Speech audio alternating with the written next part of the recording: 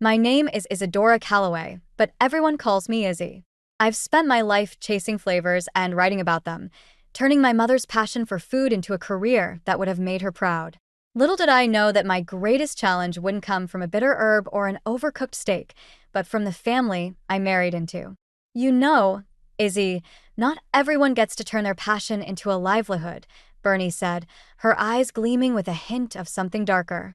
It must be nice to have all this success, and to share it with family. I forced a smile, my fork hovering over the perfectly seared scallop on my plate. We were seated at the trendiest new restaurant in town, a place I was supposed to be reviewing. Instead, I found myself navigating the minefield of my mother-in-law's backhanded compliments. "I'm very fortunate," I replied, keeping my tone neutral.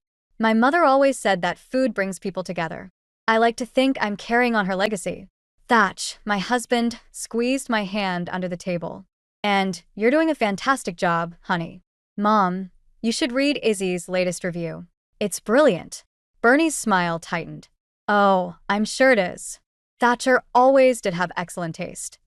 I caught the double meaning in her words, a familiar twist of the knife that I'd grown accustomed to over the past year of marriage. Across the table, Eldon, my father-in-law, remained silent, his attention fixed on the wine list. "So, Izzy," Bernie continued, leaning forward conspiratorially, "I was thinking, with your connections in the food world, surely you could help Eldon and me get a reservation at Le Petit Cho? It's impossible to get in, but I'm sure they'd make an exception for family." I felt my jaw clench. "I'm sorry, Bernie, but I make it a point never to use my position for personal favors. It wouldn't be ethical." "Oh, come now," she laughed, waving her hand dismissively. "What's the point of success if you can't help out the people closest to you?" Thatch cleared his throat. "Mom, Izzy's right. Her integrity is important to her career."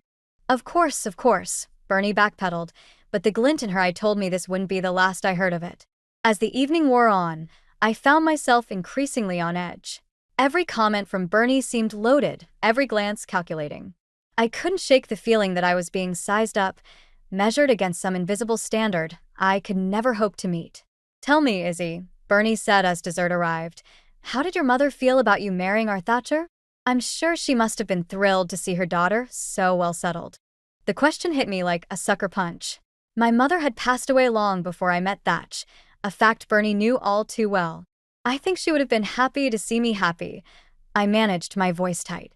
Thatch jumped in, his voice overly cheerful. "Hey, why don't we talk about something else? Dad, didn't you mention a new golf club you were trying out?" But the damage was done. As we left the restaurant, Bernie's parting words echoed in my ears. "We must do this again soon, darling. After all, we're family now." On the drive home, Thatch reached for my hand. "I'm sorry about my mom. You know how she can be." I nodded, not trusting myself to speak. The truth was, I didn't know how Bernie could be. Not really. But I was beginning to suspect that the charming, supportive in-laws I thought I'd married into were nothing more than an illusion. As we pulled into our driveway, I made a silent promise to myself. I would navigate this family dynamic, protect my career, and honor my mother's memory. But I couldn't shake the feeling that I was stepping onto a battlefield I hadn't even known existed. Little did I know, this was just the beginning. The subtle jabs, the veiled insults, the constant pressure, it was all leading somewhere. And I had a sinking feeling that before long, I'd be forced to choose between the family I'd married into and the life I'd worked so hard to build. The weeks following that tense dinner flew by in a whirlwind of deadlines and restaurant openings. I threw myself into my work, grateful for the distraction from the nagging doubts about my in-laws. Thatch, ever the charmer, seemed determined to make up for his mother's behavior with grand gestures and surprise date nights. It was on one of these nights, as we strolled along the riverfront after a cozy dinner at our favorite bistro, that Thatch suddenly dropped to one knee. My heart leapt into my throat as he pulled out a small velvet box. "Izzy," he said, his voice trembling slightly, "you've brought so much flavor to my life. Will you marry me?" The ring was simple but elegant, nothing like the gaudy rocks Bernie favored. It was perfect. I said yes through tears of joy, truly believing at that moment that our love could overcome any obstacle. The wedding was a small affair, much to Bernie's barely concealed disappointment. "Are you sure you don't want something grander?" she'd asked, eyeing the modest venue we'd chosen. But Thatch had backed me up, insisting that this was exactly what we wanted. As we settled into married life, I found myself noticing little quirks about Thatch I'd overlooked before. The way he'd leave his wet towels on the bed, or how he'd conveniently forget to pick up groceries on his way home. Small annoyances, really, but they began to stack up. "Honey," I said one evening, trying to keep the frustration out of my voice, "could you please remember to put your dishes in the dishwasher? I'm not your maid." Thatch looked up from his phone, surprise evident on his face. "Oh, sorry, babe. I didn't even notice. Mom, always." He trailed off, but the damage was done. Of course, Bernie had always cleaned up after him. I bit back a retort, reminding myself that marriage was about compromise and growth. Despite these minor hiccups, I was hopeful about our future. Thatch was supportive of my career, always eager to hear about my latest reviews, and even offering to proofread my articles. We were building a life together, one meal and shared laugh at a time. Then came the weekend that changed everything. We'd planned a romantic getaway to a quaint bed and breakfast upstate, famous for its farm-to-table cuisine. I was looking forward to disconnecting from the world and reconnecting with my husband. As we pulled up to the charming Victorian house, I felt my phone buzz. A text from Thatch's number, but it wasn't from him. "Surprise, darlings. We thought we'd join you for a family weekend. See you soon. Bernie." I turned to Thatch, my stomach sinking. "Did you know about this?" He had the grace to look sheepish. "Mom called this morning. I thought it might be nice." Before I could respond, a familiar SUV pulled up behind us.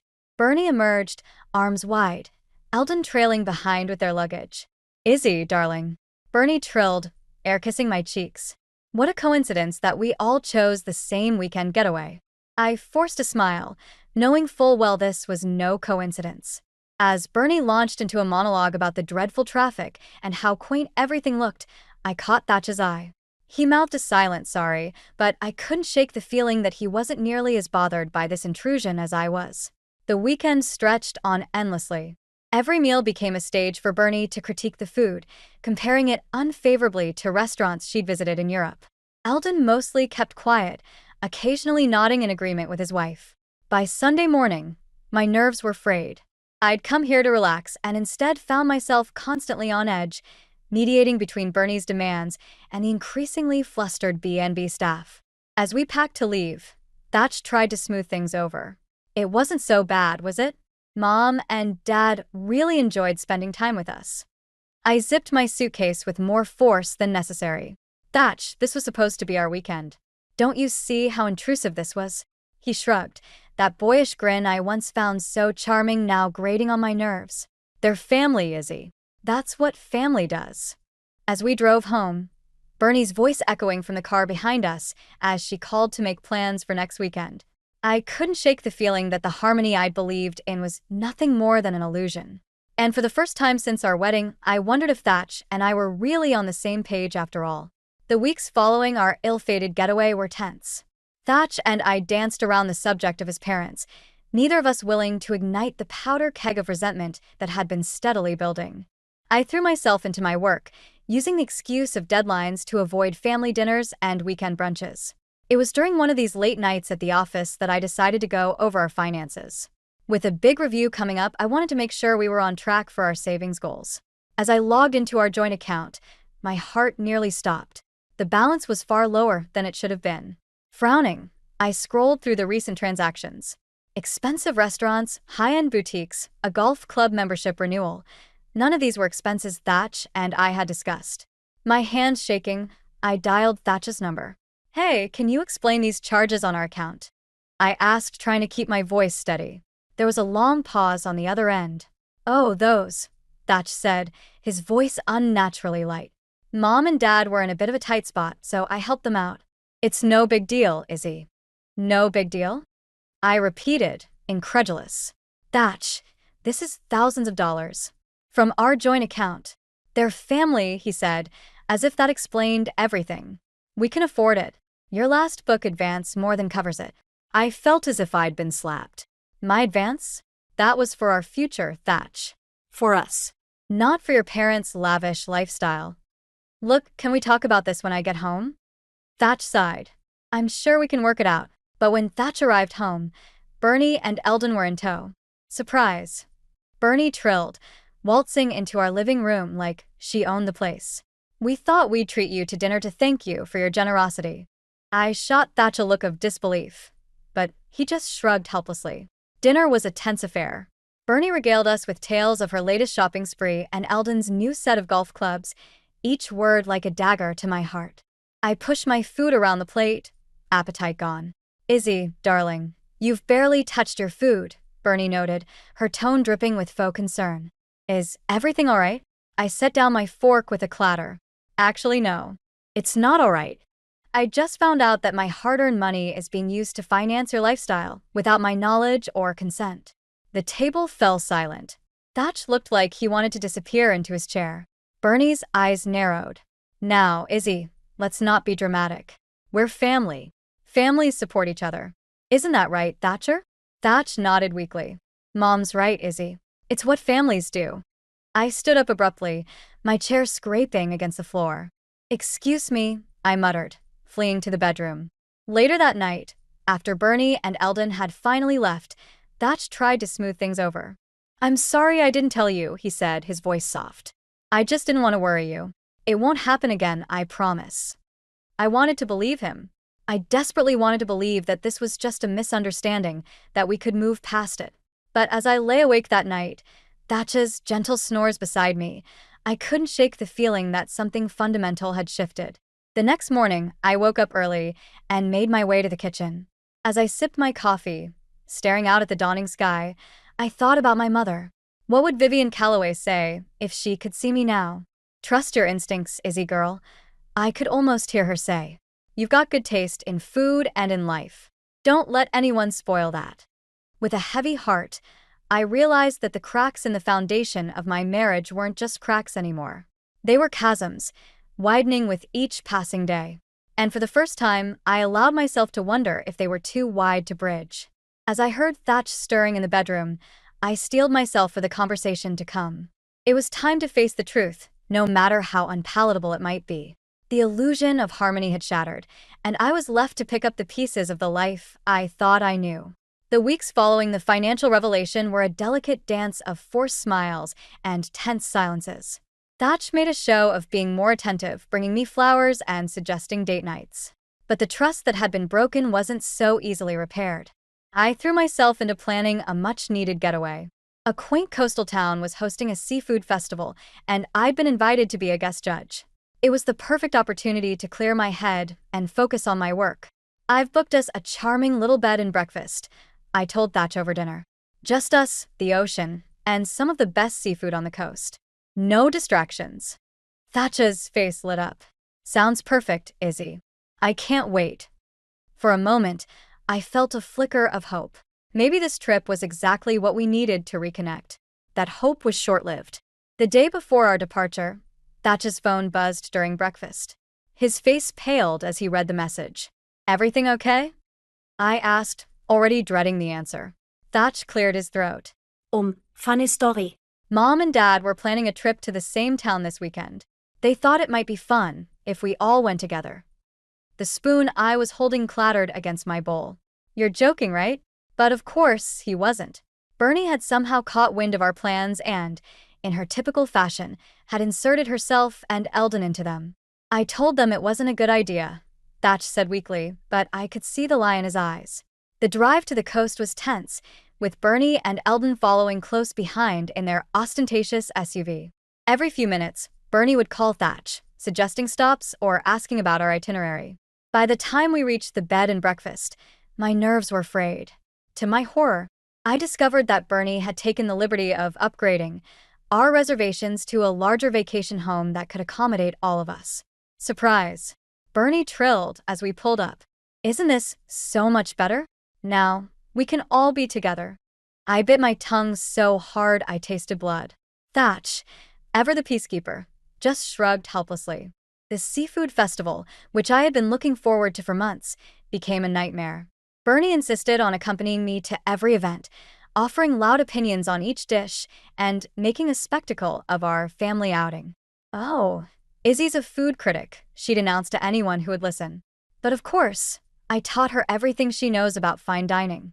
I watched helplessly as my professional connections gave me pitying looks, clearly put off by Bernie's overbearing presence. The final straw came during the judging of the festival's signature dish. As I sat with my fellow judges, carefully tasting and evaluating each entry, I heard a commotion from the crowd. "Excuse me, coming through. Family of the judge here." To my horror, Bernie was pushing her way to the front, Eldon and a mortified Thatch in tow. "Izzy, darling," she called out, waving frantically. "Don't forget to save some for us. We're family after all."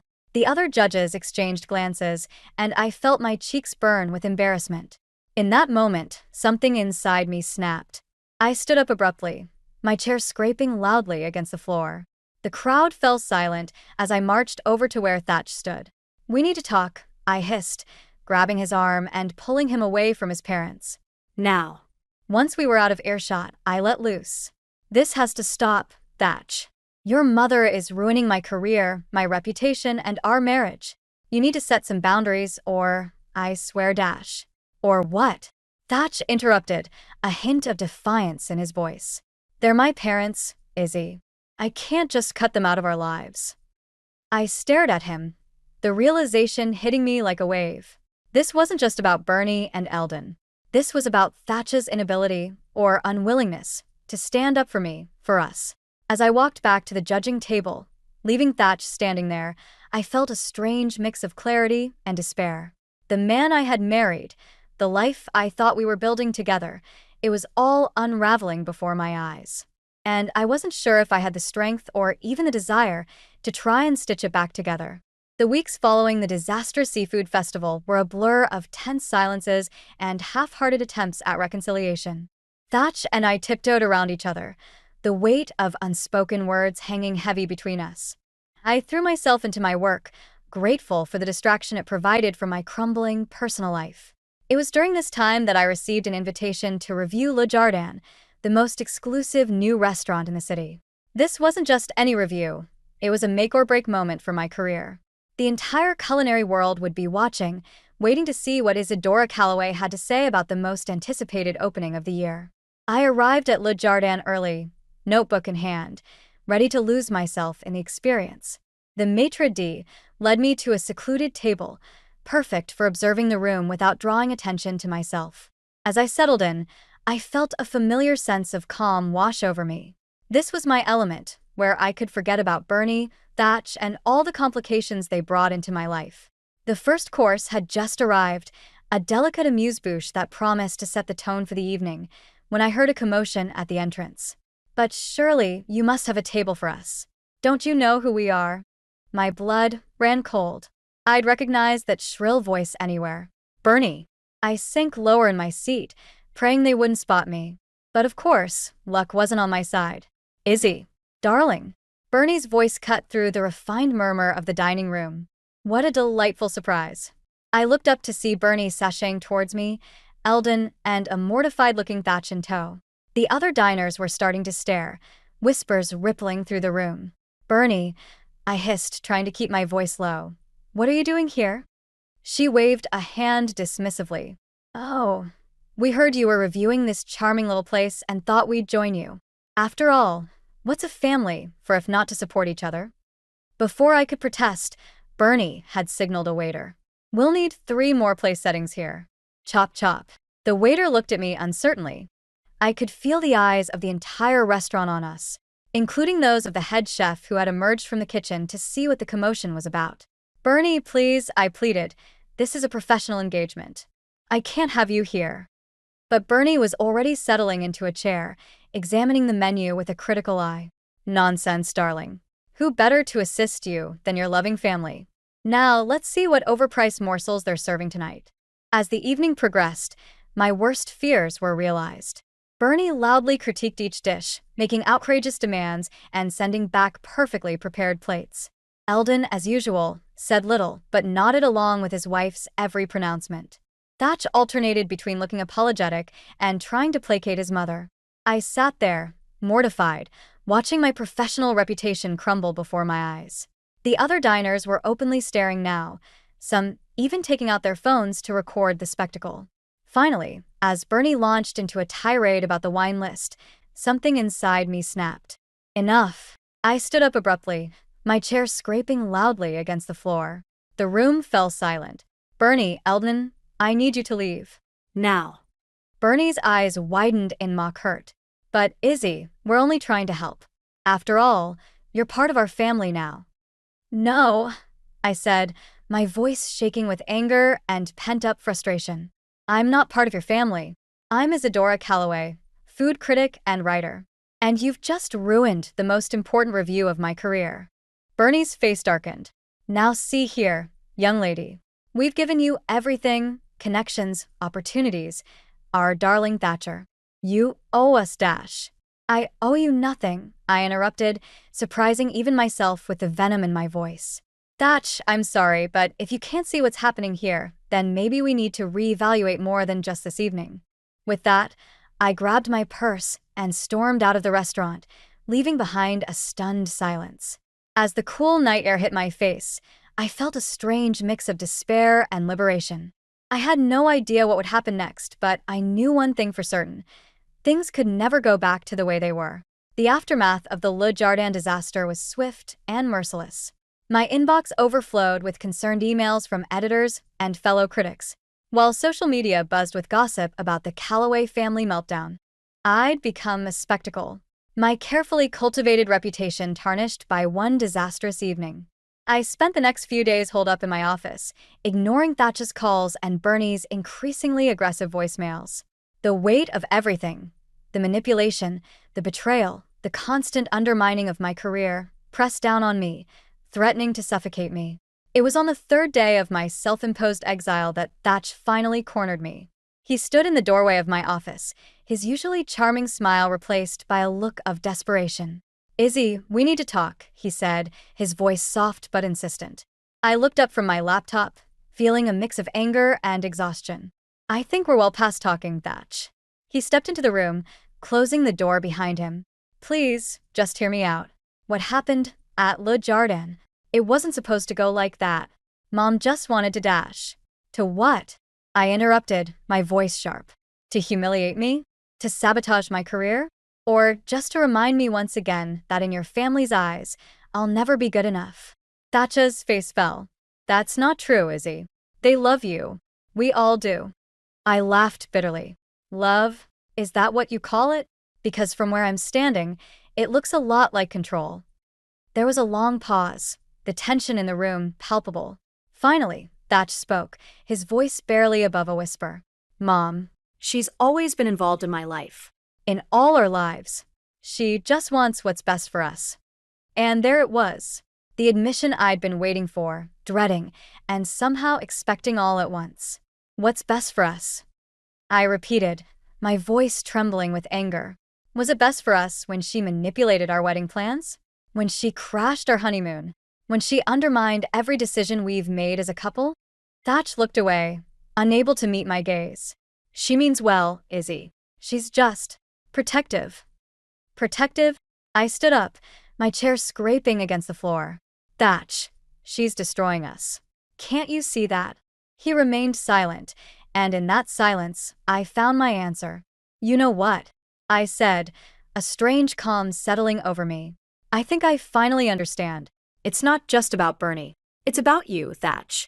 You've never been able to stand up to her, to choose our marriage over her demands. Thatch's head snapped up, his eyes wide. That's not fair, Izzy. I love you. I chose you when I married you. I shook my head, feeling a mixture of sadness and relief. No, Thatch. You didn't choose me. You chose the idea of me, the version of a wife that fit into your mother's grand plan. But that's not who I am. It's not who I want to be. I moved past him, heading for the door. He reached out, grabbing my arm. Where are you going? I gently, but firmly removed his hand. I'm leaving, Thatch. I can't do this anymore. I won't be a pawn in Bernie's games, and I won't spend my life competing with your mother for your loyalty. Izzy, please, he pleaded, his voice cracking. We can fix this. I'll talk to Mom, I'll set boundaries. Just don't go. For a moment, I wavered. The love I still felt for him, the life we'd planned together, it all hung in the balance. But then I remembered my mother's words. Trust your instincts, Izzy girl. You've got good taste in food and in life. I took a deep breath, steeling myself for what I knew I had to do. I'm sorry, Thatch. But this isn't something you can fix with a conversation or a promise. This is about who we are fundamentally. And I've realized that who I am doesn't fit in your family's world. With that, I walked out of the office, out of our home, and into an uncertain future. As I stepped onto the street, I felt a strange mix of terror and exhilaration. For the first time in years, I was free from the suffocating expectations of the Whitmore family. I had no idea what came next, but I knew one thing for certain. Whatever it would be on my own terms. And somehow, that thought tasted sweeter than any dish I'd ever reviewed. The weeks following my departure from Thatch and the Whitmore family were a blur of hotel rooms and sleepless nights. I threw myself into my work, desperate to salvage what was left of my career after the Le Jardin fiasco. But as I sat in front of my laptop, staring at the blinking cursor, I realized I had a unique opportunity. I'd always prided myself on my honest, no-holds-barred reviews. Why should this be any different? With trembling fingers, I began to type. In the world of haute cuisine, appearances can be deceiving. A beautifully plated dish might hide a bland interior, just as a seemingly perfect family can mask a toxic core. I poured my heart into the article, weaving my personal experience into a broader critique of the superficial, status-obsessed culture that Bernie and her ilk represented. I didn't name names, but anyone who knew the players would recognize the thinly veiled references. When I hit publish, I felt a mixture of terror and exhilaration. There was no going back now. The response was immediate and overwhelming. My inbox flooded with messages from readers who saw themselves in my words, who had struggled with overbearing in-laws or felt trapped in a world of keeping up appearances. But there were also angry missives from Bernie's friends, thinly veiled threats about ruining my career. I ignored them all, focusing instead on my next piece. This time, I took aim at the exclusive supper clubs and charity galas that Bernie had always lorded over me. I exposed the hollow philanthropy, the backroom deals, the way these events were less about doing good and more about being seen. With each article, I felt stronger, more like myself. The Izzy that my mother had raised, fierce, independent, unafraid to speak truth to power. It was after my third expose that I received a call from an unknown number. Izzy. Thatch's voice was hesitant, almost unrecognizable. We need to talk. We met at a small cafe, far from the upscale restaurants we used to frequent. Thatch looked haggard, his usually impeccable appearance disheveled. Your articles, he began, not meeting my eyes. They've caused quite a stir. I sipped my coffee, waiting. Mom's friends, they're not inviting her to events anymore. Dad's golf club membership has been revoked. They're saying it's all because of what you wrote. For a moment, I felt a pang of guilt. Then I remembered all the times Bernie had humiliated me, all the ways she had tried to control our lives. I'm sorry if they're hurt, I said, surprised to find I meant it. But I only wrote the truth. Thatch nodded slowly. I know. That's why I wanted to see you. I've been doing a lot of thinking and you were right. About everything. I felt my breath catch. What do you mean? Mom's always controlled everything. My whole life, I've just gone along with it because it was easier. But reading your articles, seeing the effect they've had, I realized I don't want to be part of that world anymore. For the first time since I'd known him, Thatch looked truly vulnerable. I've moved out. I'm staying with a friend, trying to figure out who I am without Mom's influence. I reached out, squeezing his hand. I'm proud of you, Thatch. It's not easy to break free. He smiled sadly. No, it's not. But you showed me it was possible. As we parted ways, I felt a weight lift from my shoulders. I hadn't set out for revenge, not really. But in finding my voice, in speaking my truth, I had inadvertently brought about a kind of justice. That night, as I sat down to write my next piece, I thought about Bernie and Eldon, about the crumbling facade of their perfect world. I thought about Thatch, taking his first tentative steps towards independence. And I thought about my mother and how proud she would be of the woman I'd become. I began to type, a small smile playing on my lips. The sweet taste of revenge, it turned out, wasn't about destroying others. It was about reclaiming myself, about using my voice to challenge the status quo and maybe, just maybe, inspire others to do the same. As my fingers flew across the keyboard, I felt a sense of purpose I hadn't experienced in years. This was more than just a food column now. This was my chance to make a real difference, to expose the hollow core of a world that prioritized appearance over substance. And I was just getting started. The months following my exposés flew by in a whirlwind of activity. My inbox overflowed with messages from readers, editors, and even a few apologetic notes from Bernie's former social circle. But I paid them little mind. I was too busy pouring my heart and soul into a project that had been simmering in the back of my mind for years. My cookbook, Authentic Flavors, A Journey Through Life and Cuisine, was more than just a collection of recipes. It was a memoir, a tribute to my mother's teachings, and a manifesto for living life on one's own terms. Each recipe came with a story, some bitter, some sweet, but all undeniably mine. As I put the finishing touches on the manuscript, I couldn't help but reflect on how far I'd come. The Izzy who had timidly entered the Whitmore family's orbit seemed like a stranger now. In her place stood a woman who knew her worth, who refused to compromise her values for the sake of appearances. The day my advance copy arrived, I sat at my kitchen table, my own kitchen in my own apartment, and ran my fingers over the embossed cover. I thought of all the meals I'd shared with Thatch, with Bernie and Eldon, always trying to fit into their world. And then I thought of the simple, honest meals my mother used to make, filled with love and free from pretension. I opened the book to the dedication page. To Vivian Calloway, who taught me that the most important ingredient in any dish is authenticity. And to myself, for finally learning that lesson.